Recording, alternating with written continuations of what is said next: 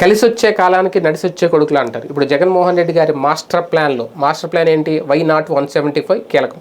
ఆ తర్వాత దానికి లింక్గా జరుగుతున్నాయి ఈ సామాజిక న్యాయం కానీ, స్థాన చలనాలు కానీ, అభ్యర్థుల మార్పులు కానీ, బీసీ సామాజిక అస్త్రం కానీ, ఇవన్నీ ఇందులో భాగంగా కాపు సామాజిక వర్గం ఓటు బ్యాంకు అటు వెళ్ళిపోకుండా తమ వైపే ఆ ఓట్ బ్యాంకును ఉంచుకోవాలి. ఈ నేపథ్యంలో అనుకోకుండా కలిసి వస్తున్న అతిథులు ఇద్దరు, ఒకటి ముద్రగడ పద్మనాభం గారు, రెండు వంగవీటి రాధ. వీళ్ళిద్దరూ కనుక జగన్మోహన్ రెడ్డి గారి వెంట ఉంటే ఖచ్చితంగా ఓటు బ్యాంకు అంటే 2019లో ఏ స్థాయిలో అయితే ఓటు బ్యాంక్ వచ్చిందో, ఎంత ఓటు శాతం వచ్చిందో 150 స్థానాలు విజయం సాధించారో వాటిని కోల్పోకుండా ఉంటారు. కొంత బయటికి వెళ్ళినా, ఒక అరకొర బయటికి వెళ్ళినా సరే ఎక్కువ మేజర్ ఓట్ బ్యాంక్ అయితే వీళ్ళిద్దరి ద్వారా తనతోనే ఉంటుంది అనేది. అంటే మాస్టర్ ప్లాన్లో భాగంగా అనుకోకుండా ఇద్దరు వ్యక్తులు కాపు సామాజిక వర్గం నుంచి కలిసి రావడం, అది ఇప్పుడు జనసేనకి తెలుగుదేశం పార్టీకి మింగుడు పడట్లేదు. ఎందుకంటే ఆ రెండు పార్టీలు ఒక స్కెచ్ వేసుకుని సిద్ధంగా ఉన్నాయి.